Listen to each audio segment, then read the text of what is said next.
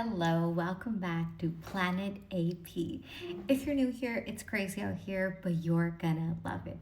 Today, I want to tell you guys a little story, and this story is the theme of this video is actually how to tap into your God consciousness, how to tap into faith, feeling closeness to God, awakening the spiritual heart when you don't feel that closeness, when you feel like maybe you've made a lot of mistakes, when you feel like a lot of guilt and shame, and you just don't feel like connecting to God because you feel guilty, because you're like, I've made too many mistakes and I keep making them over and over again. And like maybe it's Ramadan and maybe you feel like you haven't been fasting, and maybe you feel like you haven't been praying enough, or you've not done enough, or you just don't feel that spiritual essence that a lot of people seem to be experiencing. And so I'm going to tell you guys a little bit about me and a story from my life. And my intention with sharing this story is to also just let you know that I am also on this path with you. I'm not someone who's figured it out. I think none of us can ever figure it out. But I do think that we can lean deeper into the truth. And by connecting to God in our heart and feeling the love of God, being able to radiate that, I think that's the first step to just the journey back home, right? If anyone ever had told me even a couple of years ago that a couple of years later, Anna, you're going to be talking about Allah and the Quran, and you're going to be blending this with your work and be speaking so openly about it, I probably wouldn't have believed them, because from the traditional lens, and by traditional I truly do mean culture lens, I always felt like a terrible Muslim, right? And I think how many of us can relate to that, because growing up, it was always perceived for me, I always perceived it as just this book of laws and legalities and rights and wrongs, and I often talk about it. And so I just after a certain point in my life, I started to feel like maybe I'm just not worthy of having that connection with God. Maybe I'm so far gone that and I've sinned far too much that I don't deserve to even pray. I shouldn't be, because I'm such a bad person, and how can I ask God for this because I'm such a bad person. This narrative of I am unworthy and something's wrong with me. It's almost like spiritual hearts are bruised because of the emotional impact of what we didn't get when we were kids. And it's so fascinating, because when we came into this world, our first impression of love came from our parents. And so we adopted the map of love that they gave to us, and we thought that, yep, that's about right. This is what love is. And if you grew up in a household where love was conditional, where you had to be perfect to be loved, where you had to overachieve to be loved, or whatever, you project the same narrative onto God. You project that lens of love onto God, and then you're like, oh shit, God probably doesn't love me. God probably hates me. Because I don't know about you, but I grew up feeling that way. I was like, oh, God probably hates me and whatever. And I had this funky little narrative which kept me in feeling this lack of love, of pure divine love in my heart. And the thing is that when we don't feel pure divine love in our hearts, the biggest thing that happens, or that happened for me, was that I was looking for this unconditional love in everyone else, and people and places, and I was looking for acceptance and validation and mercy and care and everything in others, when those things, those feelings, that validation, that wholeness literally comes through God, because it's not supposed to come from humans, because human beings like you and I, we've missed so much in our lives. We continue to miss, and I think that we will continue to miss, because That's part of the whole being a human, right? And so total unconditional acceptance, total unconditional love, total unconditional anything cannot come from a being that is in its own, right? It can only come from total perfection, which is God, right? And so the story goes back a couple of years ago. I remember that I was just having a night, right? And I hadn't prayed in a very long time. I didn't connect with God, whether in prayer or otherwise. And I was just feeling really sad. And I felt like God didn't want to hear from me, right? And why would God listen to me? All of these thoughts were so crowded in my head. And I've always, ever since I was a kid, I've always had this weird little, I don't know what you call it, but like this thing that I would do when I would want to talk to God. I would pick up the Quran and I'd be like, Allah, I'm gonna open it to a random page and I want you to speak to me, right? And every time, just give me a sign. And every time it would just like be the perfect thing that I needed to hear. So that night, it was like around, I don't know, way past midnight. I picked up the Quran and I just like open it to a random page, and it's this verse from Surah Baqarah. It's to 186. And so I'm going to read the translation, right? أعوذ بالله من الشيطان الرجيم بسم الله الرحمن الرحيم. When my servants ask you, O Prophet, about me, I am truly near. I respond to one's prayer when they call upon me. So let them respond with obedience to me and believe in me. Perhaps they will be guided to the right way. What is especially beautiful about this, right? I was listening to one of the tafsir class, and the teacher, he said something. He's like, in every other place in the Quran, when Allah subhanahu wa ta'ala, when he starts with this sentence that when people ask about this prophet, tell them this. So there's always this space that when Allah subhanahu wa ta'ala gives something, like command to the Prophet, O Prophet, tell them this is this. O Prophet, say this is this. But in this particular verse, there is no tell them. It's when my servants ask you about me, I am truly near. Like that tell them, that gap isn't even there, first of all. Second of all, it's that Allah didn't say when true believers ask about me, when the person who fasts every Ramadan asks about me, when a Muslim asks about me, when a believing person asks about me, when someone who's done Hajj asks about me, when someone who is the epitome of being pious asks about me. No. When my servants, there's no classification, there's no diversification here.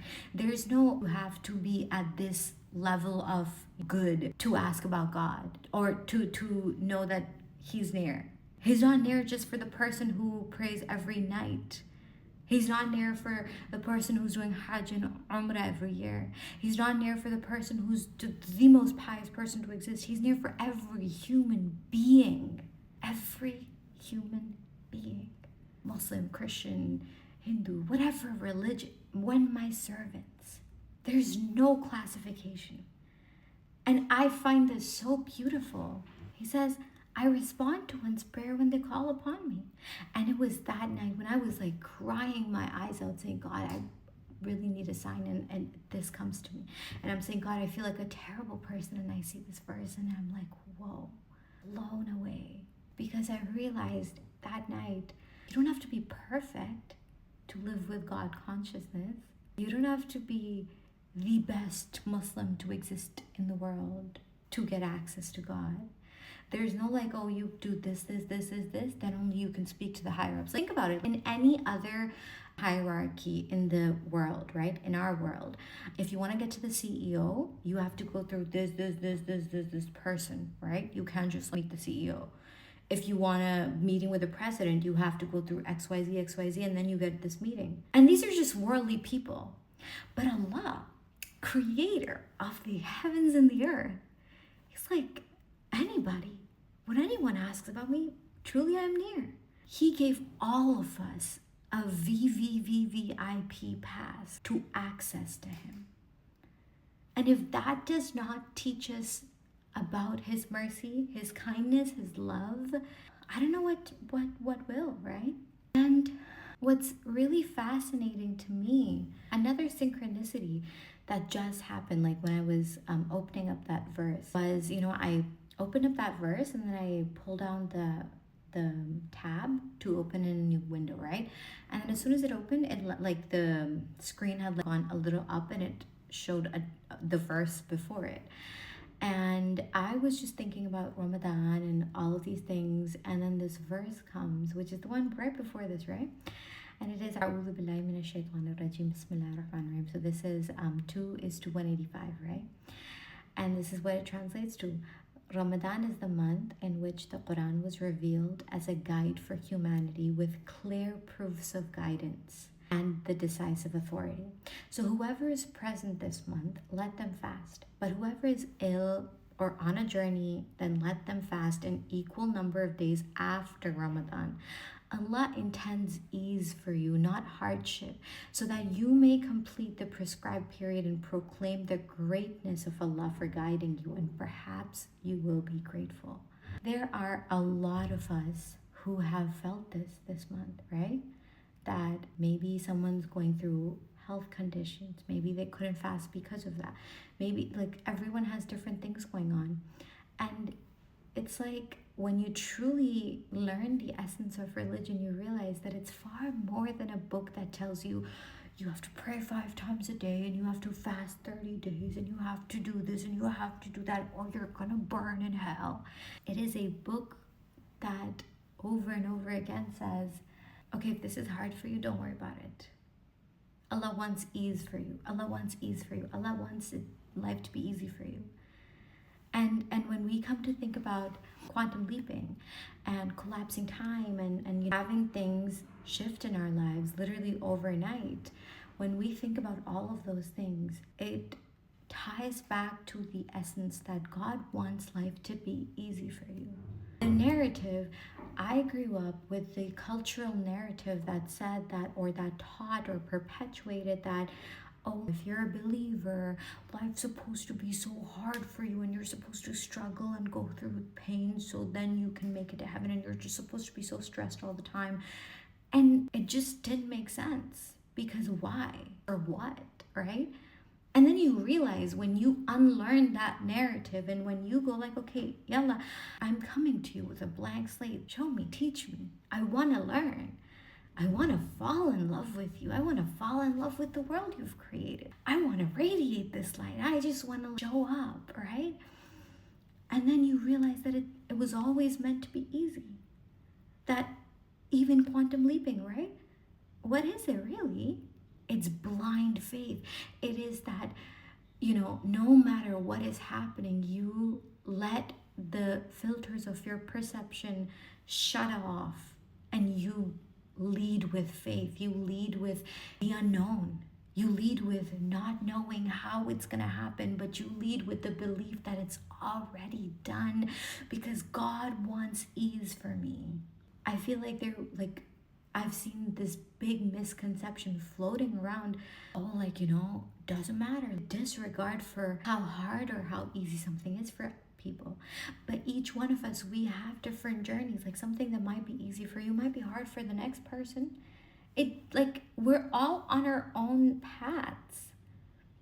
And what's really fascinating is that in Surah Fatiha, right, when we're asking Allah for guidance, what's really interesting is that Allah doesn't say that Surah Fatiha, it's a prayer, right? It's actually a conversation with Allah. But towards the end, we're making a prayer that we ask Him, guide us to the straight path, the path of those whom you have blessed. That's a past tense sentence. That's not a present tense sentence. Which means that these people, they've already crossed that path. They've already made the journey. They've arrived.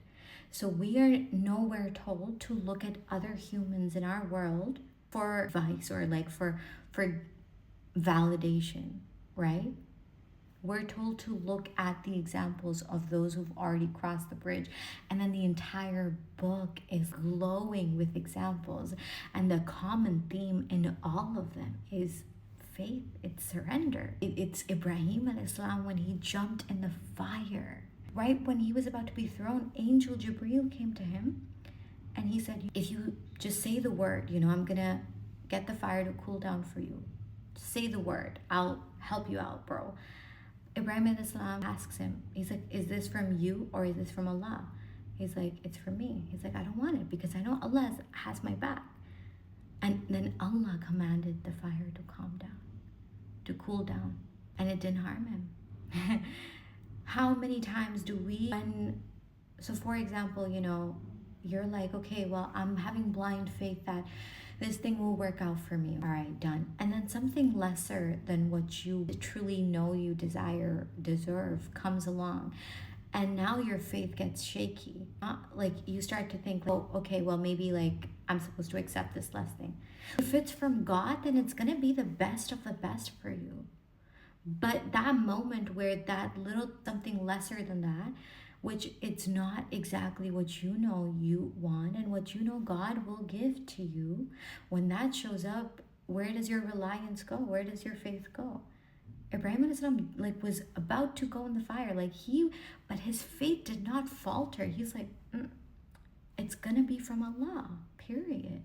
So I feel like the biggest thing this Ramadan has taught me is that spirituality is the way to start. That's where you start with the heart. You get to know Allah in your heart with love, with looking around in awe of his creation and in awe of who he is, in awe of his love, his mercy. And then through the love you have for him, you're like, oh my God, I want to do those things because I know that someone who loves me so much would only have me do these things because he loves me. So they're definitely benefiting me.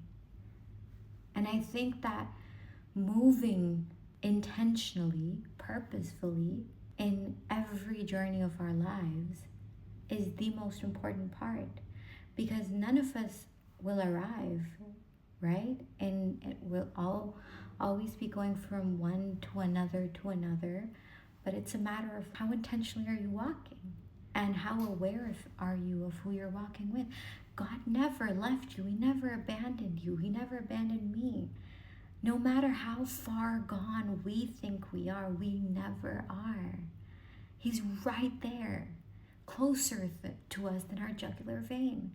So then this whole process of literally bathing in miracles, bathing in awe, in magic, in love, and being walking, talking embodiments of love in the world. That's what it's all about. Because when you're so in love with God, you have nothing to pour out but love. And it's not for other people. It's just like, God, I just have so much love to give, period. And I think that's our purpose in the world, to be love, to be an embodiment of love, to get to share it. But yeah, I really felt called to share this. Just a reminder for my heart and yours that our acts of worship might not always look the same, but our intention, our willingness to learn, to be curious, to talk to God, to ask him to help us in everything, right? That's what's important. Don't listen to other people. Listen to your heart. Don't take advice from other people. Take advice from the Quran. Ask Allah to give you advice. And I bet you're going to get the best advice in the world. So yeah, thank you so much for watching. I love you all so much. I love the privilege to get to share this with you, to just simply come here sometimes and just talk my heart out. Well, every time. And on April 15th, we're starting a 4-week beautiful quantum leaping experience together. And I just finally put it all together, the intimate details of what it's going to look like. And it blew my mind. I am so elated for this. The flow of it, the way that the journey is going to be, I am so sure that who you are on when you enter that program, and then who you will be when you walk out, will not even be like, it's gonna be worlds apart is what it's gonna be. So I really, really, really, really would love to have you there. For the next 5 people who sign up, I'm gonna put a discount code in the link. It's gonna be limited to 5 people. And it's called AP50. So it's gonna give you $100 off the investment, which is already on like a low investment. It's already on sale. But like, because my intention is for like as many people to get the privilege to get in, because it's just gonna be so magical, okay? I love you so much, and I will see you in the next one.